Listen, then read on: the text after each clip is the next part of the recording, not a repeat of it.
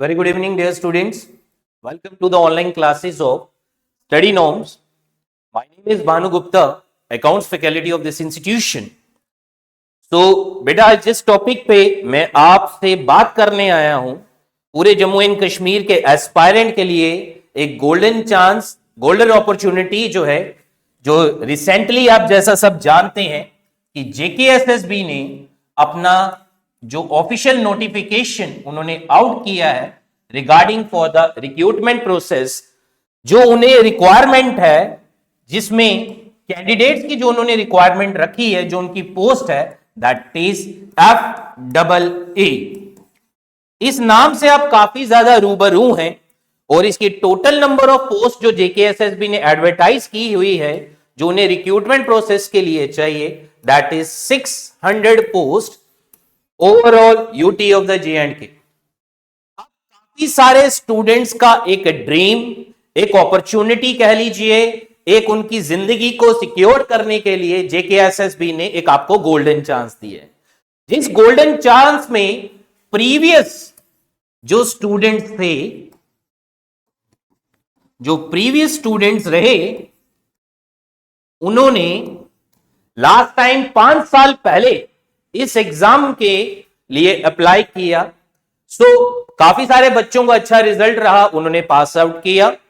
कुछ बच्चे जो उस टाइम पे किसी रीजन की वजह से, कुछ कंपोनेंट की वजह से जो रह गए, जिनका एग्जाम क्वालिफाई नहीं हो पाया, आप इसे गॉड गिफ्ट कह लीजिए, एक गोल्डन चांस कह लीजिए, ये उन एस्पायरेंट्स के लिए एक गोल्डन अपॉर्चुनिटी है, पहली चीज। उसके बाद जो न्यूली ग्रेजुएट हुए हैं,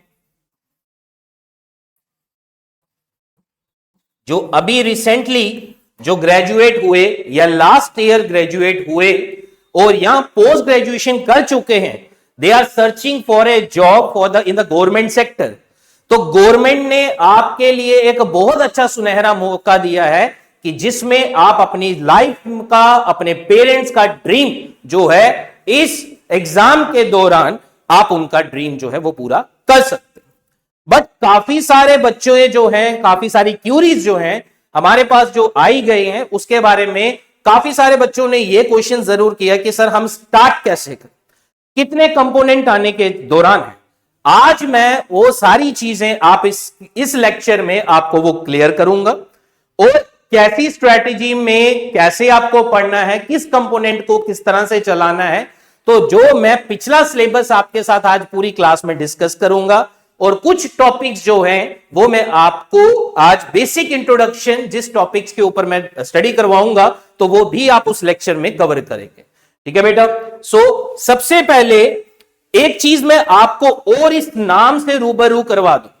कुछ ही दिन पहले, मैं थोड़े दिन पहले कुछ अपने प्रीवियस स्टूडेंट जिन्होंने लास्ट ईयर ये एग्जाम दिया था, लास्ट से जो 5 इयर्स पहले एग्जाम दिया, और जो अभी रिसेंटली कुछ बच्चे जो इसके लिए बड़े क्रिशियस हैं कि वो अपने एग्जाम को, इसे फॉर्म को लगाना चाहते हैं, और उनका क्वेश्चन सबसे पहले ये था कि शायद सर इस बार अकाउंट्स का सिलेबस, जो अकाउंट्स कंपोनेंट है, वो कट जाएगा। वो उनका क्वेश्चन नहीं, ये सभी का क्वेश्चन है कि जम्मू कश्मीर में बच्चों का, कैंडिडेट का होगा कि क्या सर इस बार कंपोनेंट जो है अकाउंट्स का कट जाएगा, क्या वो सिलेबस डिलीट कर दिया जाएगा। डियर स्टूडेंट्स, मैं आपको एक साइकोलॉजिकली क्लियर पॉइंट बता देता हूं। अगर ये पोस्ट एक फाइनेंस अकाउंट्स असिस्टेंट की है, आप इस नाम को देख लीजिए कि फाइनेंस का मतलब है दैट इज मनी, और उस मनी को अरेंज करने के लिए उसके बनाए जाते हैं अकाउंट्स। तो जिन भी एस्पायरेंट्स के लिए अगर वो इस एग्जाम की तैयारी कर रहे हैं, और अगर वो अपने दिमाग में या डिफरेंट सोर्सेज में से ये सुनकर बैठे हैं कि ये एग्जाम का कंपोनेंट अकाउंट्स कट जाएगा, तो ऐसा अपने दिल और दिमाग और अपने जहन से बाहर निकाल दीजिए कि ऐसा कुछ भी नहीं होगा जिस वजह से आप सोचेंगे कि अकाउंट्स का सिलेबस डिडक्ट हो जाएगा। मैं पिछले सिलेबस की अगर आपसे बात करूं, जिस कंपोनेंट में आपके पास, मैं दोबारा आपसे रिपीट कर रहा हूं, जिन बच्चों ने एग्जाम दिया है वो जानते हैं कि इस एग्जाम के बीच में उन्हें कितने कंपोनेंट पढ़ने थे। वो ये सिलेबस को अच्छी तरह से जानते हैं कि टोटल कुल मिला के उनके पास 8 कंपोनेंट हैं। कंपोनेंट थे जो प्रीवियस एग्जाम में पूछे गए थे, जिसमें अलग अलग स्ट्रीम, अलग अलग सब्जेक्ट। तो जेकेएसएसबी ने एक पूरा कंप्लीट सिलेबस बनाया और उस कंप्लीट सिलेबस के दौरान उन्होंने अपना ऑफिशियली नोटिफिकेशन एक निकाला। बट उसमें से जिन बच्चों को सबसे ज्यादा जो प्रॉब्लम रही वो थी एक कंपोनेंट जिसका नाम था अकाउंट। और लास्ट एग्जाम के दौरान इस अकाउंट्स की वेटेज जो मार्क्स में गई थी वो मैं आपको बता दूं, दैट इज 30 मार्क्स। ठीक है जी। तो पिछली स्लाइड में मैंने आपको ये एक चीज क्लियर कर दी कि ना तो अकाउंट्स का सिलेबस का मतलब डिलीट होगा, और दूसरी चीज आपको ये मैं क्लियर कर दूं कि जो अकाउंट्स का सिलेबस, अभी भी कुछ बच्चों को ये डाउट है, मैं ये पॉइंट जो उन बच्चों ने मुझसे ऑफलाइन में इंटरेक्शन की उनका डाउट क्लियर किया कि 30 मार्क्स सिलेबस तो रहेंगे।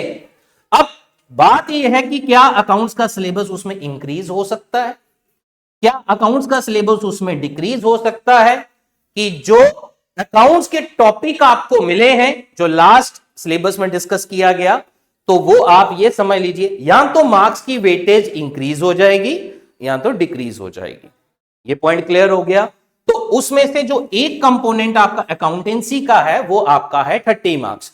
सो जब वो पूरी तरह से जम्मू कश्मीर में ऑफिशियली अनाउंस हो जाएगा रिगार्डिंग फॉर द सिलेबस, कि मैं ये नहीं कह रहा कि आप उस सिलेबस को ना देखें, तैयार ना करें, बट ये वो एस्पायरेंट हैं जो जेकेएसएसबी में आना चाहते हैं, बट वो किसी रीजन की वजह से, क्योंकि उनके अंदर वो कॉन्फिडेंस खत्म हो जाता है कि भाई कुछ एस्पायरेंट जो होते हैं वो फॉर्म लगाना चाहते हैं, बट मैंने स्टूडेंट्स लाइफ में ये काफी अच्छे से देखा है कि वो क्या करते हैं कि यार मेरा अकाउंट्स नहीं था तो मैं ये फॉर्म नहीं लगाऊंगा। ऐसा नहीं, मेरी उन सभी यूथ को, स्पेशली जम्मू एंड कश्मीर के जितने भी यूथ है दूर फार फ्लंग एरियाज में, वो सभी अपना एक फॉर्म लगाएं। डोंट थिंक दैट कि मुझसे अकाउंट्स या मुझसे दूसरा कंपोनेंट नहीं हो पाएगा, ये उनकी गलत है। अकाउंट्स एक प्रैक्टिकल सब्जेक्ट है, उस प्रैक्टिकल सब्जेक्ट को पढ़ने के लिए आपको एक थ्योरेटिकल कॉन्सेप्ट क्लियर होने चाहिए। अगर मेरा वादा है कि अगर आपके कॉन्सेप्ट मजबूत है, एग्जाम में किसी भी लेवल का क्वेश्चन आपको आ जाए वो आपका कभी, बट उसके लिए हमारे साथ आपको जुड़ना पड़ता है, हमारी स्ट्रैटेजी से पढ़ना पड़ता है, हमारे डिसिप्लिन, हार्डवर्क, जो हम टेस्ट सीरीज कंडक्ट करवाते हैं उस बेसिस पे वो क्वेश्चंस कैसे एग्जाम में पूछे जाते हैं, क्या एक एग्जामिनर क्वेश्चन सोच के डालेगा, वो सब हम आने वाले अगले वीडियो लेक्चर्स में आपके साथ डिस्कस करेंगे कि जो जो उसने, अभी मैंने सिर्फ आपसे एक बेसिक इंट्रोडक्शन आपको बताई है रिगार्डिंग फॉर द। सो ये दूसरा क्वेश्चन जिनको डाउट है कि 30 मार्क्स रहेंगे, या तो मार्क्स बढ़ सकते हैं या कम हो सकता है, डिपेंड। हाँ, जो सिलेबस में कंपोनेंट आपको पार्ट्स दिए गए हैं उनमें सिलेबस में एडिशन टॉपिक्स भी हो सकते हैं। और जिन बच्चों का तीसरा क्वेश्चन मोस्ट इंपॉर्टेंट, कि जो सिलेबस है वो कहां से लिया गया है, उसमें कौन कौन सी क्लासेस का टॉपिक पढ़ना पड़ेगा, ये आज मैं इस स्लाइड पे आपको नेक्स्ट जो आपको सिलेबस दिखाऊंगा उसके रिगार्डिंग आप उसके बारे में मुझसे डिस्कस कर सकते हैं, या अपना जो भी आपका क्वेश्चन, डाउट्स, क्यूरीज होगा वो मैं आप मुझे अपना कमेंट बॉक्स पे पोस्ट कर दीजिएगा, मैं उसका रिप्लाई जो भी होगा एज सुन एज पॉसिबल आपको दिखा दूं। ठीक है जी। नेक्स्ट उसके बाद हम आपसे डिस्कस करते हैं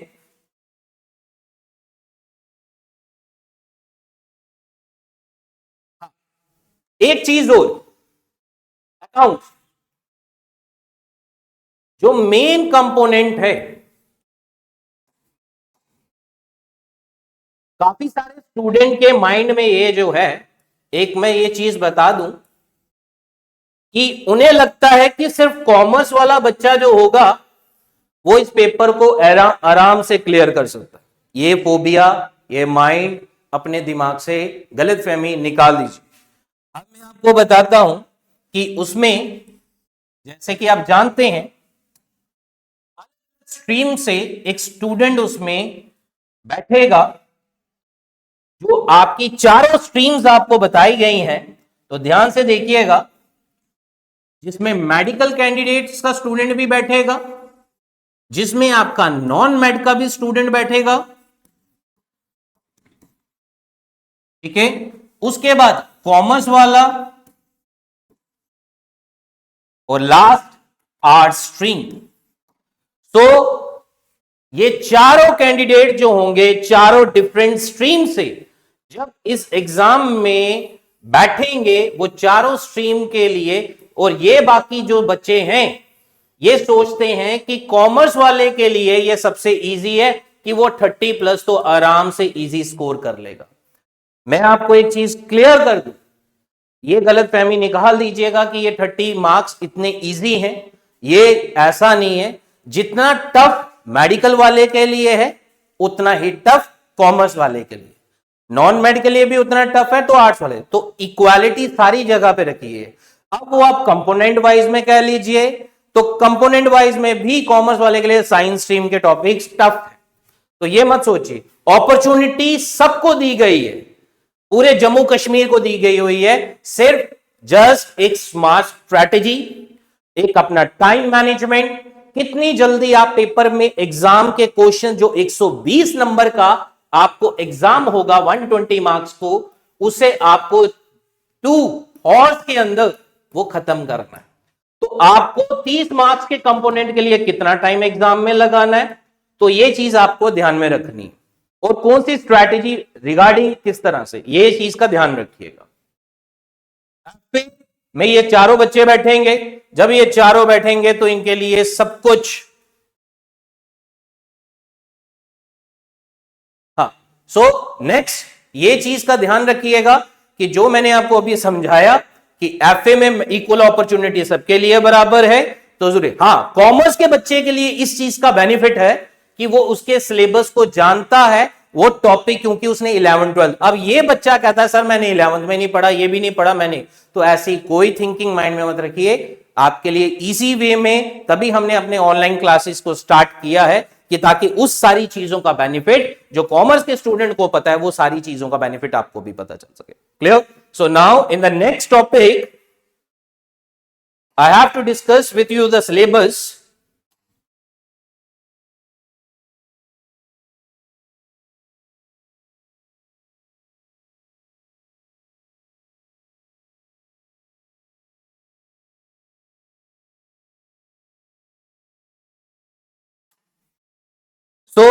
ये रहा हमारे पास अकाउंटेंसी का सिलेबस, जो प्रीवियस सिलेबस है, उस प्रीवियस सिलेबस में क्या क्या कंपोनेंट कहां का। अब बच्चा जब पहले एग्जाम में सिलेबस देखता है, इसी तरह का सिलेबस आपको अकाउंट्स का दोबारा से आएगा, तो उसके पास एक चीज का क्वेश्चन सबसे पहले मार्क होता है कि ये सर 30 मार्क्स जो हैं वो मैं कैसे कवर करूं, मुझे तो हालांकि ये भी नहीं पता कि ये जो टॉपिक्स हैं कौन कौन सी बुक और ये कौन कौन सी क्लासेस के टॉपिक है। तो यही चीज के लिए मैं आपको टॉपिक समझाने आया हूं। तो पहले मैं आपको एक टॉपिक की क्लियरेंस कर दूं ताकि आपको पता चल जाए कि आपको टॉपिक कहां कहां से कौन सी बुक में से स्टडी करते हैं। ठीक है जी। तो सबसे पहले जैसे आपने सिलेबस देखा उसमें टॉपिक जेकेएसएसबी ने लिखा introduction to the financial accounting and its term. तो बेटा ये मैं आपको बता दूं ये बेसिक टर्म्स हैं, ठीक है, और ये बेसिक टर्म आपको क्लास 11th का, यहां पे मैं लिख रहा हूं क्लास 11th का आपको टॉपिक है जो आम आपको बुक्स में मिल जाएगा, जिसमें हमारे अकाउंटेंसी की कोई भी बेसिक टर्म्स होती हैं, assets, liabilities, expense, income, profit, gain, capital, drawing. So ये सब आपको यहां पे पढ़ना है। जिन्होंने पहले पढ़ा है वो जानते हैं मैं कैसे, बट जो बच्चे न्यूली इस एग्जाम के साथ जुड़ेंगे, जिनको लगता है कि मुझे इसके बारे में कुछ नहीं पता, ये उनके लिए टर्म्स मैंने बताई। जो प्रीवियसली जिन बच्चों ने एग्जाम दिया वो इस टर्म को अच्छी तरह से जानते हैं कि इनके बीच में अकाउंटेंसी में क्या रोल प्ले करते हैं। ये पॉइंट क्लियर हो गया। So introduction to the financial accounting and its terms के बारे में आपको जो पढ़ना है सिर्फ अकाउंट्स की बेसिक टर्म्स पढ़नी है। प्रैक्टिकल कॉन्सेप्ट क्लियर होगा, वही चीज आपको प्रैक्टिकल में पूछे। जब वो प्रैक्टिकल में पूछेगी तो आपके लिए एग्जाम की एसेट्स क्या है और लायबिलिटीज क्या है, ये सारी चीजें आपको एग्जाम में हेल्प करेंगी इन बेसिक टर्म्स के न्यूमेरिकल्स को सॉल्व करने के लिए और थ्योरेटिकल क्वेश्चंस को भी as well as. Clear? Next अब हम बात करते हैं accounting equation and the journal. ये बेटा एक चीज ध्यान से समझ लीजिएगा, जिस टॉपिक को वेरी वेरी इंपॉर्टेंट है तो ये समझ लीजिए ये प्रैक्टिकल भी है और थ्योरेटिकल भी है, ये दोनों है। क्योंकि अकाउंटिंग इक्वेशन एक अलग चैप्टर है, जर्नल एंट्रीज एक अलग चैप्टर है, जो कि क्लास 11th के लिए बनाया गया हुआ है। और ये क्लास 11th में साथ साथ में मैं आपको क्लासेस भी बताता जा रहा हूं कि कौन कौन सी क्लास का टॉपिक इसमें से लिया गया है जेकेएसएसबी ने। ठीक है जी। नेक्स्ट उसके बाद हमारे पास आता है लेजर अकाउंट। लेजर अकाउंट्स जो है वो होता है खाता। अगर जर्नल आएगी तो लेजर सही बनेगी, अगर आपको जर्नल एंट्री नहीं आती तो लेजर बनाना आपके लिए इजी टास्क नहीं होगा। और जब हम अपनी ऑफलाइन क्लासेस जो हमारी चल रही हैं उसमें हम बच्चों को जैसे बता रहे हैं कि कौन से टॉपिक को सबसे पहले इंपॉर्टेंस है, किस तरह की स्ट्रेटजी, आपको इस सारे सिलेबस में एक कंपोनेंट पढ़ना, एक टॉपिक पढ़ना। अगर वादा रहा कि अगर वो टॉपिक आपने अच्छे से समझ लिया, ये सारा सिलेबस खत्म हो जाएगा। वो हम अपनी ऑफलाइन क्लासेस में समझा रहे हैं, बच्चे बहुत अच्छे से परफॉर्म कर रहे हैं। आप आइए, इंस्टीट्यूट में विजिट कीजिए, अपनी ऑफलाइन क्लासेस में हमसे इंटरेक्ट कीजिए, अपने जो भी क्यूरीज डाउट्स हैं उन्हें देखिए। तो वो हमारे लिए फ्री ऑफ कॉस्ट हमने जो प्रोवाइड किए हैं, फ्री डेमो क्लासेस हैं, तो आप चाहे इंस्टीट्यूट आके विजिट कर सकते हैं। चलिए नेक्स्ट उसके बाद बात करते हैं 11th क्लास का एक टॉपिक जो है वो है लेजर अकाउंट। देखिए तीनों टॉपिक मैंने आपको बताए, तीनों टॉपिक जो जिनके बारे में बताया कि सिलेबस में क्या पूछा गया था, ये तीनों टॉपिक आपके 11th क्लास के।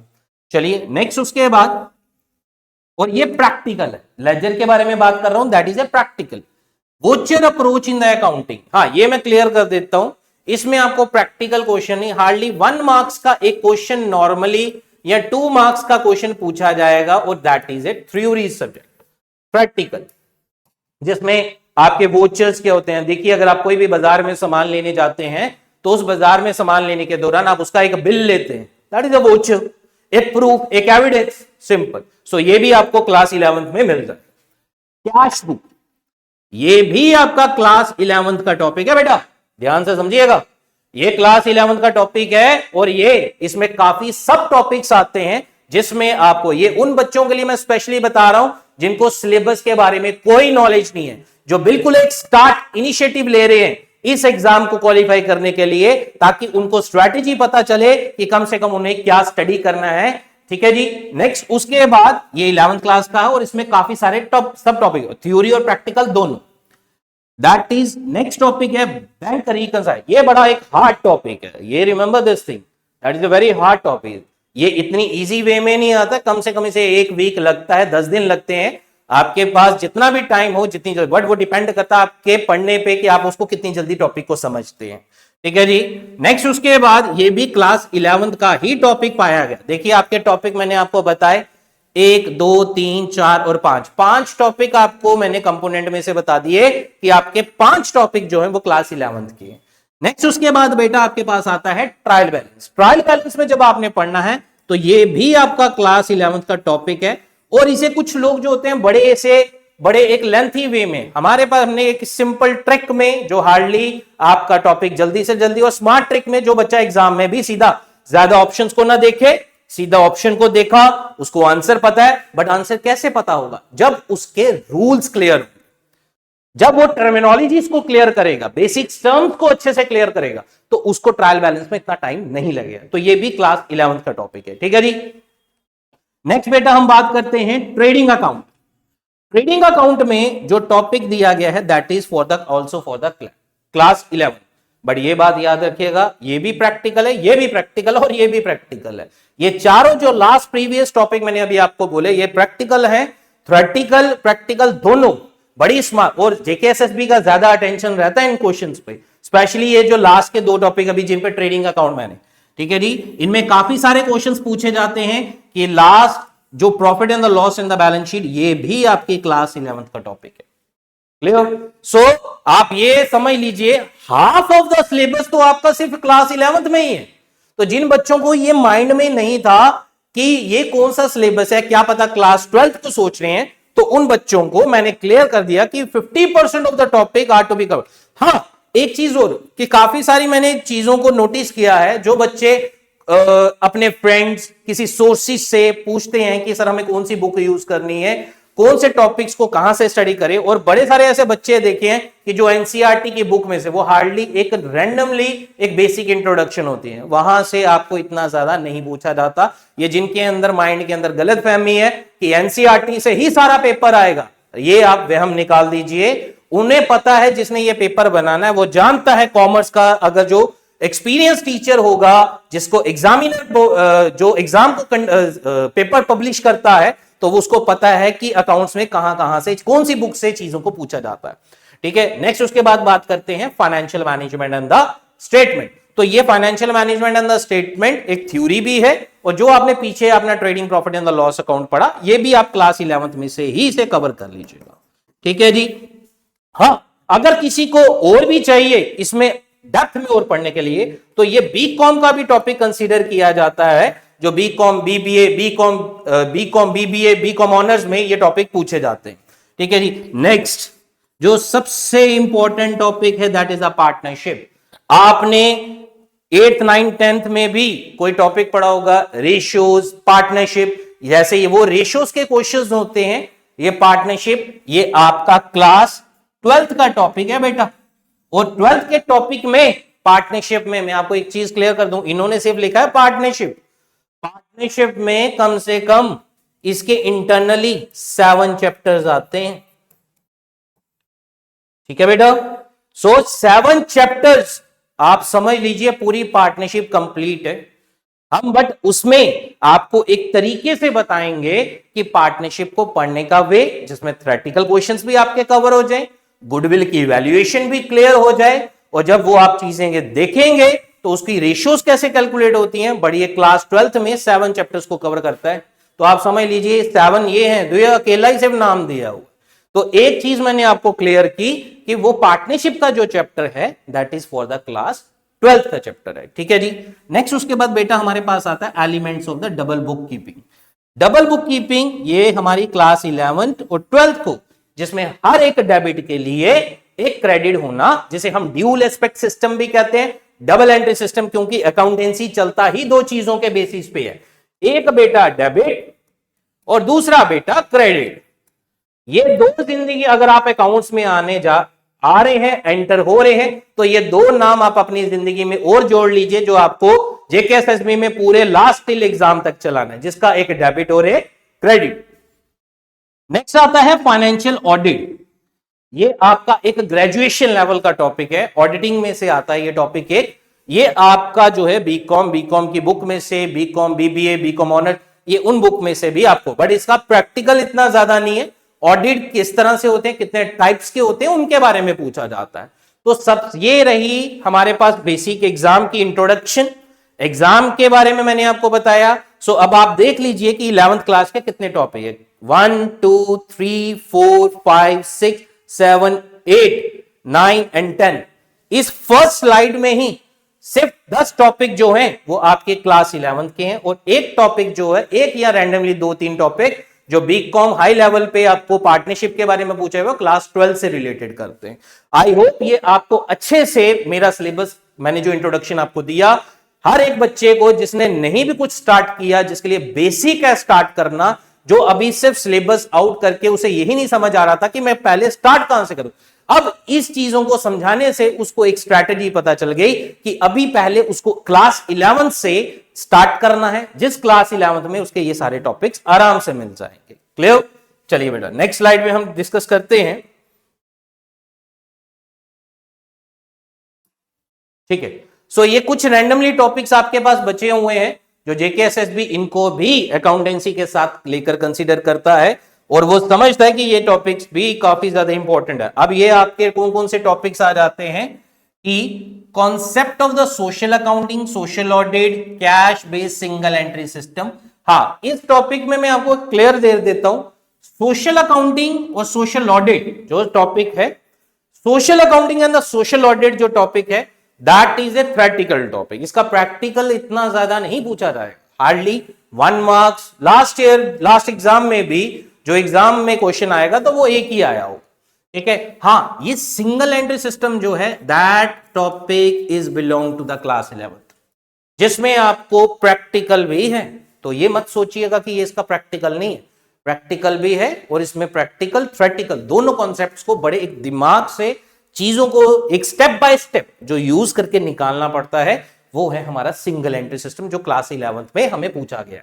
नेक्स्ट उसके बाद आ जाता है आपका public financial management system, Indian financial management system. ये आपके दोनों टॉपिक जो हैं, ये एक मैं चीज कॉन्सेप्ट क्लियर कर दूं, ये दोनों एक थ्योरेटिकल कॉन्सेप्ट है जिसमें आपका प्रैक्टिकल, हाँ जैसे आप किसी चीज की लिमिट जानते हैं तो पब्लिक फाइनेंशियल मैनेजमेंट सिस्टम और इसमें इंडियन फाइनेंशियल मैनेजमेंट की सिस्टम और इसके दूसरे नाम क्या होते हैं ये पूछे जाते हैं और इनकी क्या लिमिट है, क्या रूल्स एंड रेगुलेशन है, क्या क्लॉजेस बनाए गए हैं, क्या प्रोविजंस हैं जो गवर्नमेंट ऑफ इंडिया ने इनके लिए सेट किए गए हुए हैं।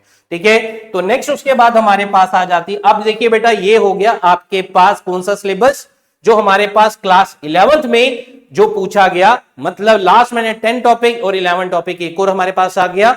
तो आप समझ लीजिए कि ज्यादा आपको पहले फोकस जो अपनी पढ़ाई का अकाउंट्स में देना है वो है आपका क्लास 11th के टॉपिक्स को। ठीक है, जिसमें बेसिक सारी चीजें, ठीक है, वो आने वाले लेक्चर्स में, आने वाले दिनों में हम आपके लिए एक रिकॉर्डेड लेक्चर्स पूरे बनाएंगे जिसमें आपको सारी एक टर्मिनोलॉजी टर्म्स जो होंगी अच्छे से पढ़ाई जाएंगी और वो क्लियर करवाई जाएगी। नेक्स्ट उसके बाद हमारे पास बेटा आता है management accounting and the budgetary control.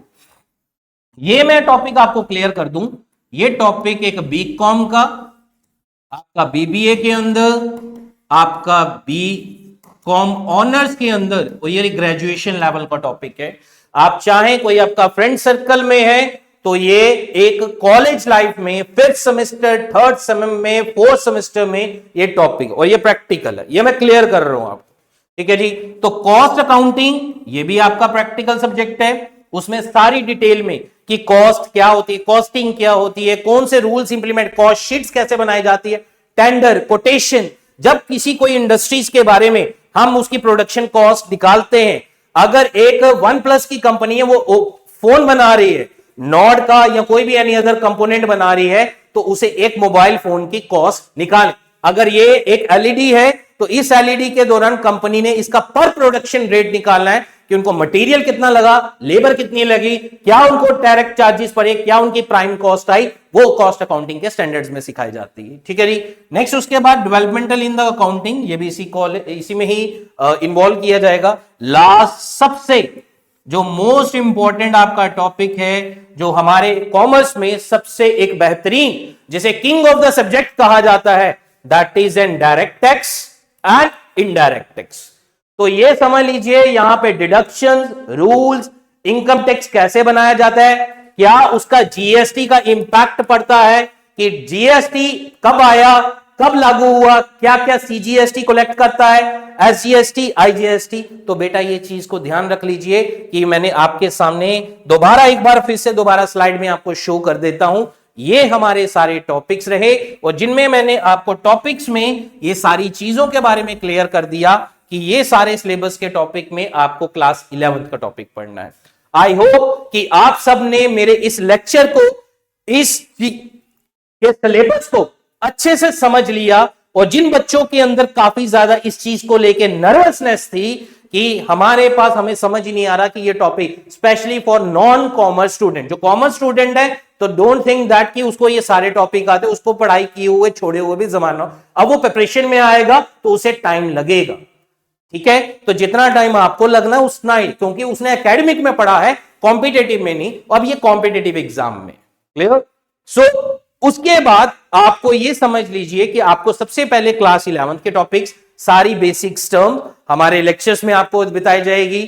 जो बच्चे काफी देर से इस चीज के लिए नर्वस हैं वो होप छोड़ दीजिए कि मतलब कि ऐसा कुछ है कि उनसे नहीं हो पाएगा एग्जाम, ये पूरे श्योर है कि वो एग्जाम क्वालिफाई करेंगे, बट आपको एक स्मार्ट स्ट्रेटेजी से पढ़ना है, एक स्मार्ट तरीके से टॉपिक्स को क्लियर। जब आपका टॉपिक है, को चाहे मैं जरूरी नहीं अकाउंट्स के टॉपिक, आप जीएस पढ़िए, साइंस पढ़िए, कंप्यूटर पढ़िए, एनी अदर कंपोनेंट पढ़िए, जब तक आपको कॉन्सेप्ट की क्लैरिटी और उसकी स्ट्रैटेजी, उसके अंदर इंटरनल पार्ट्स कितने पूछे जाते हैं वो नहीं क्लियर, तब तक आपको वो चीज, वो इंटरनली ज्यादा आपसे पूछेंगे कि अगर जैसे फॉर एग्जांपल हमारे अकाउंट्स में एक टर्म यूज होती है फिक्स एसेट्स।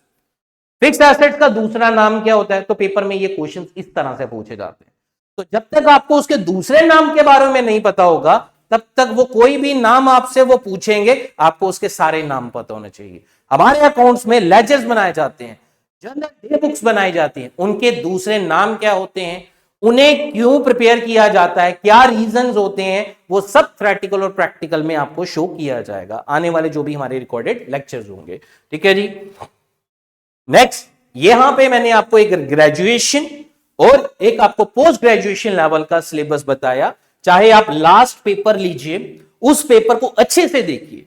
बेटा ये चीज मत ये छोड़ दीजिए सिलेबस कभी आउट होगा, कब आएगा, मैं कब फॉर्म लगाऊंगा, आप उस चीज को छोड़िए। आप सीधा सिंपल सा इसी सिलेबस को अपना एक फाइनल सिलेबस मान के चलें और इस सिलेबस को तैयार करना स्टार्ट करें। अपने प्रॉपर्ली नोट्स बनाएं, अपनी चीजों को बैलेंस करके चलें। आपको सिर्फ एक कंपोनेंट पे नहीं, क्योंकि देखिए 30 मार्क्स और प्लस आपके पास जो 30 मार्क्स जीएस में भी है, तो वो आपके 60 मार्क्स तो आपको डेली यहां पे प्रैक्टिस करना ही करना, क्योंकि इक्वालिटी जितनी जीएस में उतनी ही अकाउंट्स में। जितना सिलेबस आपके पास, काफी सारे बच्चों को मैंने देखा वो सोचते जीएस बहुत वास्ट है, बहुत लेंथी है, ऐसा ये समझ लीजिए जितना उसको लेंथी बना रहे हैं अकाउंट्स भी उतना।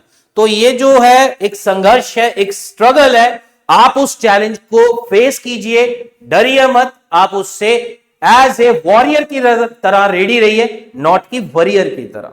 हमेशा कोई भी लाइफ में अगर आपके पास बड़ी मुश्किल आती है तो सक्सेस भी उतनी ही ज्यादा आपकी कामयाबी देती है। अगर भगवान आपके लिए एक बिग प्रॉब्लम बना रहे हैं तो आपके लिए वो आपको कहीं पहुंचाना भी चाहते हैं। तो अगर आपके लिए ये प्रॉब्लम है तो ये कहीं आपको पहुंचाएगी, आपको इसे फेस करना, इसे घबराना नहीं है, इसे डरना नहीं है। तो ये बाकी मेरी तरफ से आपको जिस मेरे कंपोनेंट सब्जेक्ट में जो भी कोई प्रॉब्लम आती है, आप 10 बार आए, हमारी ऑफलाइन क्लासेस स्टार्ट हैं 1 दिसंबर से। तो जो भी ये बच्चे इंटरेस्टेड हो वो आकर हमारे पास पहले डेमो लें और डेमो के दौरान पहले अपने आप की सेटिस्फेक्शन ले कि हमारे पास क्या हम इस टॉपिक को अंडरस्टैंडिंग कर पा रहे हैं। क्योंकि ऑनलाइन क्लासेस में सिर्फ आप मुझे कमेंट बॉक्स पे कमेंट, बट वो जो फिजिकली इंटरेक्शन मेरा आपसे फेस टू फेस आपको जो टॉपिक को समझाने के लिए होगा, वो आपको concept on the spot clear करेगा।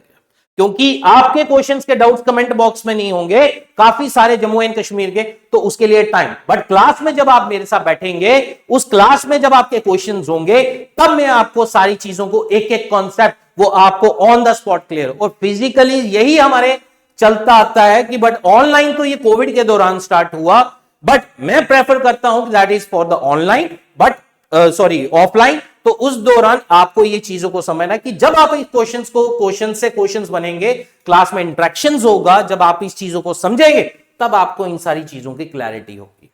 क्लियर? आई होप कि मेरे सिलेबस की डिस्कशन आप सबको पसंद आई हो। जो मैंने आपको लेक्चर डिलीवर्ड किया तो उसमें आपको काफी रिलीफ मिला गया हो। मैं नहीं कहता कि सारा रिलीफ मिला होगा, 50% आपका ब्रेन जो होगा सिलेबस की एक क्वालिटी को देखकर आपको समझ आ गया कि मुझे जो है पहले 11th क्लास के टॉपिक्स के ऊपर फोकस करना है। सो आई होप कि आप सब ने इस लेक्चर को बहुत सारा पसंद किया होगा। ठीक है, तो 50% आपको जो रिलीफ मिला आप इसके दौरान, बाकी हमारे चैनल को आप सब्सक्राइब करें, लाइक करें, कमेंट करें। सो मैं रिक्वेस्ट करूंगा पूरे जम्मू एंड कश्मीर के यूथ को, अगर वो अकाउंटेंसी के रिगार्डिंग नर्वस हैं तो उस नर्वसनेस को छोड़ दीजिए। मैं भानु गुप्ता, मुझसे जो भी आपके लिए बनेगा, जितने एमसीक्यूज, जितनी प्रैक्टिस, जितनी टेस्ट सीरीज होंगी, मैं डेफिनेटली आपको पूरा फुल सपोर्ट करूंगा इस एग्जाम को क्वालिफाइड करवाने के लिए। And thank you and wish you all the best. Thank you so much.